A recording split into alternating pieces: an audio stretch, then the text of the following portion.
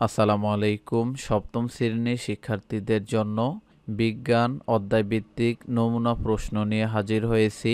আপনি চাইলে আমাদের কাছ থেকে সকল বিষয়ের অধ্যায়ভিত্তিক পিডিএফ প্রশ্নগুলো নিয়ে নিতে পারেন।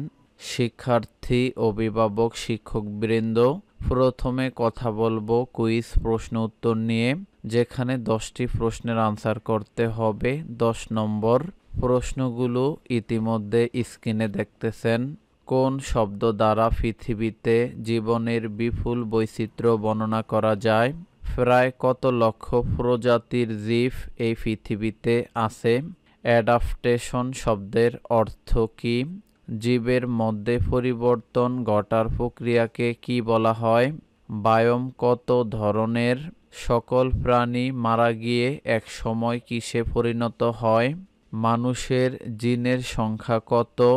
পৃথিবীর ফুসফুস বলা হয় কাকে? বাংলাদেশের বৈশিষ্ট্য অনুযায়ী কত ভাগে ভাগ করা যায়? আমাদের বাস্তুতন্ত্রে গুরুত্বপূর্ণ ভূমিকা পালন করে কোন প্রাণী?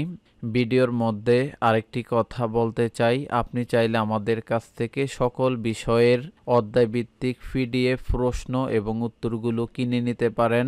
দেখা নাম্বারে যোগাযোগ করে 100 টাকা বিকাশ, রকেট বা নগদে সেন্ড মানি করার সর্বোচ্চ 1 মিনিটের মধ্যে ইমেল, ইমো, হোয়াটসঅ্যাপ, মেসেঞ্জারে সকল বিষয়ের পিডিএফ ফাইলগুলো নিয়ে নিতে পারেন।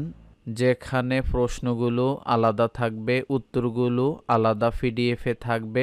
একজন শিক্ষার্থী চাইলে বাসায় বসেও পরীক্ষা দিয়ে নিজেকে যাচাই করতে পারবে।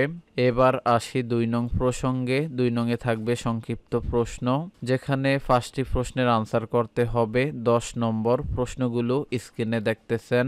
বায়োম কি? বিবর্তন কি? জীব বৈচিত্র্যের হটস্পট কতগুলো? প্রবাল কি? IUCN এর পূর্ণরূপ কি? এবার আসি 3 নং প্রসঙ্গে। 3 নংয়ে মূলত দক্ষতা ভিত্তিক মূল্যায়ন, যেখানে 3টি প্রশ্নের আনসার করতে হবে। 15 নম্বর প্রশ্নগুলো ইতিমধ্যে স্ক্রিনে দেখতেছেন। জীব বৈচিত্র্য বলতে কি বোঝায়? বিবর্তন বলতে কি বোঝায়? প্রজাতি বলতে কি বোঝায়? আমরা প্রতিটা অধ্যায় 2টা বা 3টা করে মডেল কোশ্চেন দিয়ে দিয়েছি। যে 2টা বা 3টা মডেল কোশ্চেন ফলো করলে সে অধ্যায়টি কমপ্লিট হয়ে যাবে।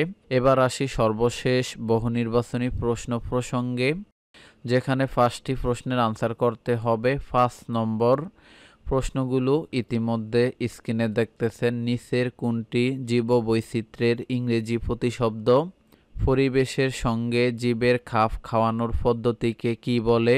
বাস্তুতন্ত্রকে কোনটি বলা হয়ে থাকে? কোনটি প্রবাল প্রাচীর তৈরি করে? নিচের কোনটি জীববৈচিত্র্যের জন্য হুমকি স্বরূপ? এই প্রশ্নগুলো ফলো করতে পারেন। দেখেন আমাদের লেখাগুলো আমরা কত মানসম্মতভাবে লিখে রেখেছি। এছাড়া আপনার যদি পিএসসি, জেএসসি, এসএসসি, এইচএসসি থেকে শুরু করে সকল শ্রেণীর একাডেমিক হ্যান্ডনোট, সাজেশন, ভর্তি পরীক্ষার শিটগুলো লাগে, এমনকি সকল শ্রেণীর বাসায় বসে প্র্যাকটিস করার জন্য মডেল কোশ্চেন লাগে, আমাদের সাথে যোগাযোগ করতে পারেন। আজকের বিষয়গুলো নিতে চাইলে দেখা নাম্বারে যোগাযোগ করতে পারেন অথবা ইনবক্সে নক করতে পারেন। অন্যান্য বিষয়ের মডেল কোশ্চেনগুলো ইউটিউব ভিডিও ডেসক্রিপশনে এমনকি প্লে লিস্টে দেওয়া রয়েছে, সেখান থেকে দেখে নেওয়ার অনুরোধ রইল।